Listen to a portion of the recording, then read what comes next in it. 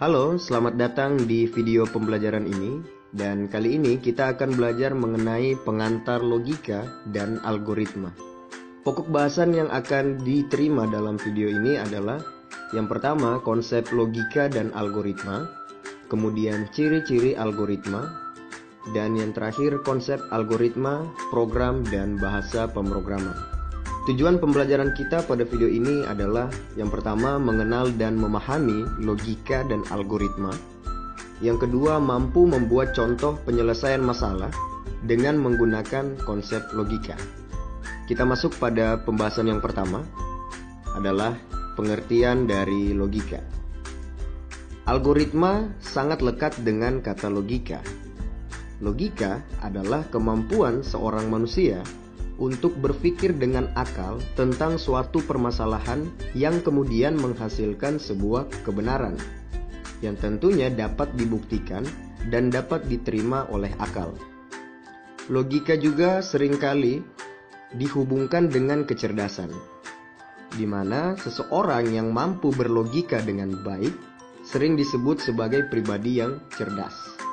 Selain itu, logika juga identik dengan masuk akal dan penalaran. Sementara penalaran itu adalah salah satu bentuk pemikiran. Dan pemikiran adalah pengetahuan tak langsung yang didasarkan pada pernyataan mungkin benar dan mungkin juga tidak benar. Definisi logika sangat sederhana, yaitu ilmu yang memberikan prinsip-prinsip yang harus diikuti agar dapat berpikir valid menurut aturan yang berlaku. Nah, logika ini berasal dari bahasa Yunani yaitu logos, yang berarti ilmu.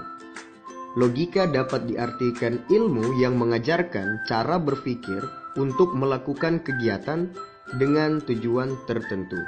Kita masuk pada pembahasan yang selanjutnya yaitu pengertian algoritma. Nah, algoritma ini berasal dari seorang ilmuwan Arab yang bernama Abu Ja'far Muhammad Ibnu Musa Al-Khwarizmi, seorang penulis buku berjudul Al-Jabar wal Mukabalah. Kata Al-Khwarizmi dibaca orang barat menjadi algoritm, yang kemudian lambat laun menjadi algoritm, lalu diserap dalam bahasa Indonesia menjadi algoritma. Algoritma dapat diartikan urutan penyelesaian masalah yang disusun secara sistematis menggunakan bahasa yang logis untuk memecahkan suatu permasalahan. Meski demikian, terdapat beberapa definisi dari algoritma. Yang pertama, menurut Rinaldi Munir, dia mengatakan bahwa algoritma itu adalah urutan langkah-langkah logis penyelesaian masalah yang disusun secara sistematis. Sedangkan menurut Kamus Besar Bahasa Indonesia, algoritma adalah urutan logis pengambilan keputusan untuk pemecahan masalah. Menurut tim Gunadarma tahun 1988, algoritma adalah suatu himpunan berhingga dari instruksi-instruksi yang secara jelas memperinci langkah-langkah proses pelaksanaan dalam pemecahan suatu masalah tertentu atau suatu kelas masalah tertentu, dengan dituntut pula bahwa himpunan instruksi tersebut dapat dilaksanakan secara mekanik. Nah, dari beberapa pengertian ini dapat disimpulkan bahwa logika dan algoritma adalah ilmu yang mempelajari tentang cara penyelesaian suatu masalah berdasarkan urutan langkah-langkah terbatas yang disusun secara sistematis dan menggunakan bahasa yang logis dengan tujuan tertentu. Nah, untuk lebih mudah agar bisa memahami arti dari algoritma, kita bisa perhatikan contoh berikut ini. Misalkan kita ambil contoh penukaran isi dari dua gelas. Diberikan dua buah gelas A dan B, di mana gelas A berisi air teh dan gelas B berisi air kopi. Pertukaran isi gelas tersebut sehingga menghasilkan gelas A yang semula berisi air teh menjadi berisi air kopi, dan gelas B yang semula berisi air kopi menjadi berisi air teh. Cara penyelesaian permasalahan ini adalah sebagai berikut. Yang pertama, untuk mempertukarkan isi gelas dengan benar, maka diperlukan gelas tambahan yang kita namakan gelas C sebagai tempat penampungan sementara. Berikut algoritmanya. Yang pertama, siapkan gelas cadangan C. Kedua, tuangkan air teh dari gelas A ke dalam gelas C, di mana gelas A saat ini menjadi kosong. Yang ketiga, tuangkan air kopi dari gelas B ke dalam gelas A, di mana gelas B saat ini menjadi kosong. Dan yang keempat, tuangkan air teh dari gelas C ke dalam gelas B. Nah, dari contoh tersebut dapat dilihat bahwa penyelesaian permasalahan penukaran isi dua buah gelas ini sangat sederhana. Di sini kita gunakan urutan langkah yang masuk akal atau logis, sehingga isi dari keduanya sudah berpindah media dari A ke B dan dari B ke A. Inilah yang dinamakan algoritma, yaitu urutan penyelesaian sebuah permasalahan dengan urutan dan langkah yang logis dan masuk akal, sehingga menghasilkan sesuatu langkah yang benar. Saat menggunakan logika, sebaiknya jangan berpikir terlalu rumit tentang sebuah masalah, karena belum tentu masalah itu serumit yang kita pikir. Pikirkan hal yang paling sederhana untuk menyelesaikan masalah itu, sehingga kita tidak terjebak dalam pikiran rumit yang dibuat sendiri. Meski demikian, jangan meremehkan masalah sekecil apapun, tetapi berpikir sederhana untuk menghasilkan solusi yang efektif. Dalam menentukan algoritma untuk menyelesaikan suatu permasalahan, mungkin kita dihadapkan oleh beberapa pilihan algoritma. Oleh karena itu, kita harus memiliki rambu-rambu dalam penentuan pilihan algoritma. Pertimbangan dalam pemilihan algoritma adalah yang pertama, algoritma itu haruslah benar. Artinya, algoritma akan memberikan keluaran atau output sesuai seperti yang diharapkan dari sejumlah masukan atau input yang kita berikan. Jadi tidak peduli sebagus apapun algoritma, jika memberikan output atau keluaran yang salah, maka sudah pasti algoritma tersebut bukanlah algoritma yang baik. Pertimbangan yang kedua adalah kita harus mengetahui seberapa baik hasil yang dicapai oleh algoritma tersebut. Hal ini penting terutama pada algoritma yang memerlukan aproksimasi hasil, yaitu hasil algoritma yang kurang lebih hasilnya itu berupa pendekatan. Kemudian algoritma yang baik itu tentunya harus mampu memberikan hasil yang sedekat mungkin dengan nilai yang sebenarnya. Ketiga adalah efisiensi dari algoritma itu sendiri. Nah, efisiensi algoritma ini dapat ditinjau dari dua hal. Yang pertama waktu, dan yang kedua memori. Meskipun algoritma memberikan output atau keluaran yang benar atau paling mendekati, tetapi jika harus menunggu lama untuk mendapatkan hasil, misalnya berjam-jam, maka tentunya algoritma itu tidak akan menjadi pilihan yang utama. Karena tentunya setiap orang menginginkan keluaran yang relatif cepat.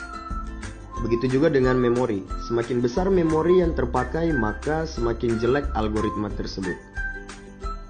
Nah, tujuan dari belajar logika dan algoritma adalah agar kita dapat membiasakan diri melakukan suatu perencanaan apabila menyelesaikan suatu masalah. Karena suatu permasalahan yang diselesaikan dengan suatu perencanaan yang matang, tentunya akan mendapatkan solusi yang lebih optimal dibandingkan menyelesaikan masalah tanpa menggunakan suatu perencanaan. Kita lanjut pada pembahasan yang selanjutnya, yaitu ciri-ciri, sifat, struktur dasar, dan cara penulisan algoritma. Tidak semua urutan langkah penyelesaian masalah yang logis dapat disebut sebagai algoritma. Nah, menurut Donald Knuth bahwa algoritma itu paling tidak mempunyai 5 ciri yang penting, yaitu yang pertama adalah finiteness atau keterbatasan, di mana algoritma harus berakhir setelah mengerjakan sejumlah langkah proses. Yang kedua, definiteness atau kepastian. Jadi setiap langkah harus didefinisikan secara tepat dan tidak berarti ganda atau ambigu. Yang ketiga, input atau masukan, di mana algoritma memiliki 0 atau lebih data masukan. Keempat, output atau keluaran, di mana algoritma mempunyai 0 atau lebih hasil keluaran. Dan yang kelima, effectiveness atau efektivitas, di mana algoritma harus efektif. Jadi langkah-langkah algoritma itu dikerjakan dalam waktu yang wajar. Sedangkan untuk sifat dari algoritma itu sendiri, yang pertama tidak menggunakan simbol atau sintaks dari suatu bahasa pemrograman tertentu. Yang kedua, tidak tergantung pada suatu bahasa pemrograman tertentu. Yang ketiga, notasi-notasinya dapat digunakan untuk seluruh bahasa pemrograman manapun. Dan yang keempat, algoritma dapat digunakan untuk merepresentasikan suatu urutan kejadian secara logis dan dapat diterapkan di semua kejadian sehari-hari. Selanjutnya, untuk struktur dari algoritma itu sendiri, paling tidak ada 3 jenis. Yang pertama itu runtunan atau sequence. Jadi sebuah runtunan itu terdiri dari satu atau lebih instruksi, di mana setiap instruksi itu dikerjakan secara berurutan sesuai dengan urutan penulisannya, yakni sebuah instruksi dilaksanakan setelah instruksi sebelumnya sudah selesai dikerjakan. Urutan dari instruksi ini tentunya akan menentukan hasil akhir dari suatu algoritma. Biasanya, ketika urutan penulisannya diubah, maka kemungkinan besar hasilnya juga akan berubah.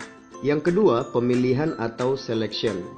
Kadangkala terdapat suatu kejadian yang baru akan dikerjakan jika suatu kondisi tertentu telah terpenuhi. Pemilihan ini yaitu instruksi yang dikerjakan dengan kondisi tertentu, di mana kondisinya menjadi sebuah persyaratan yang dapat bernilai benar atau salah, lalu kemudian akan dilanjutkan dengan sebuah instruksi.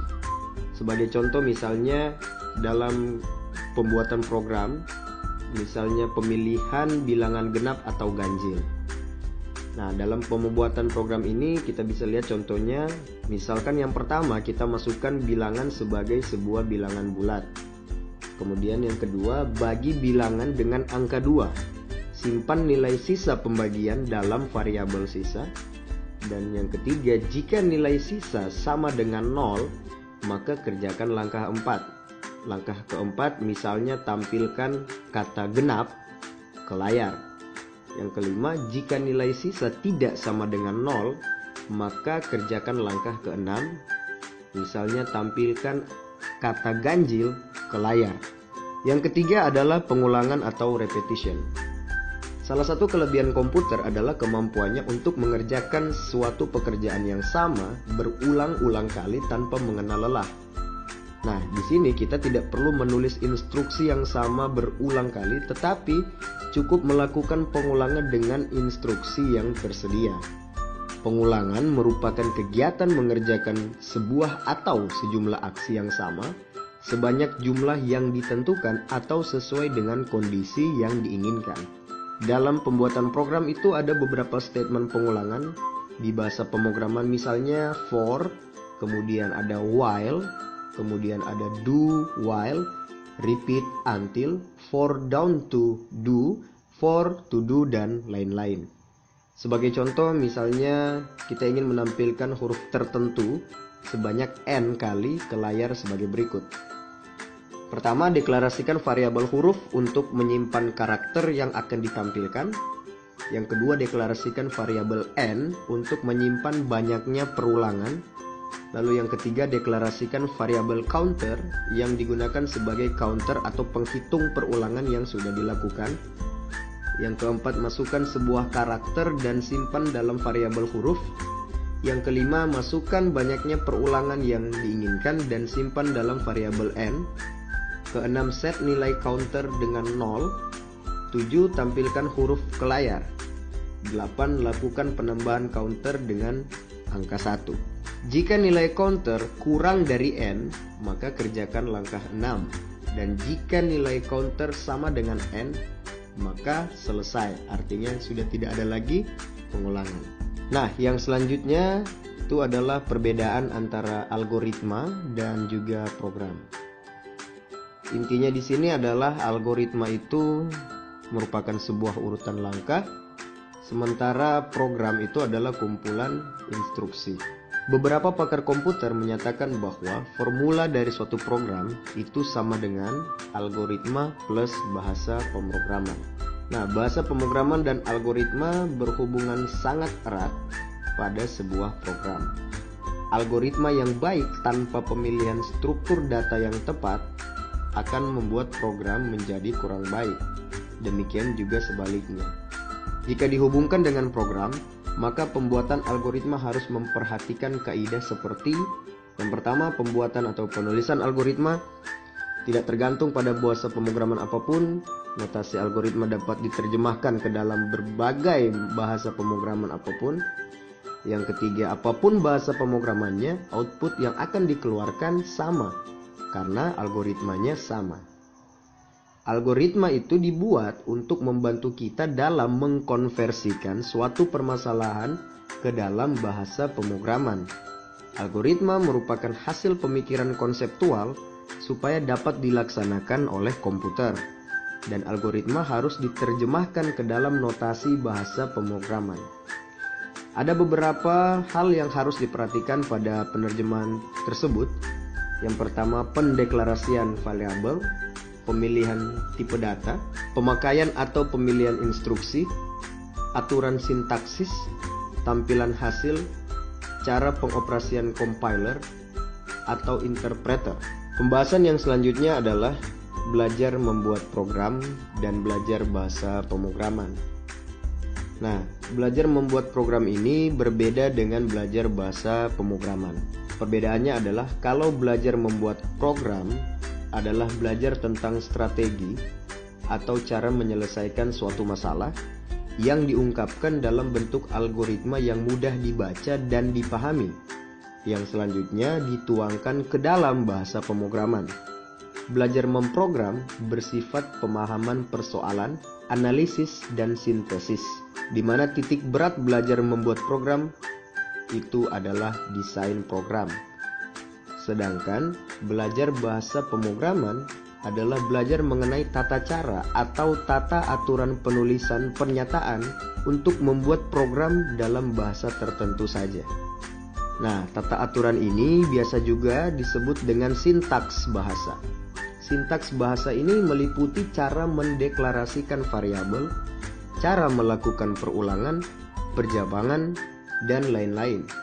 Nah, di tiap bahasa pemrograman itu memiliki aturan penulisan sendiri-sendiri, walaupun terkadang ada kemiripan antara satu dengan yang lain. Jadi titik berat untuk bahasa pemrograman terletak pada coding program. Nah, sampai saat ini terdapat puluhan jenis bahasa pemrograman. Contoh-contohnya misalnya ada bahasa assembly, Fortran, COBOL, PLI, ALGOL, Pascal, C, C++, Basic, dan lain-lain. Oke, sampai di sini saja pengantar logika.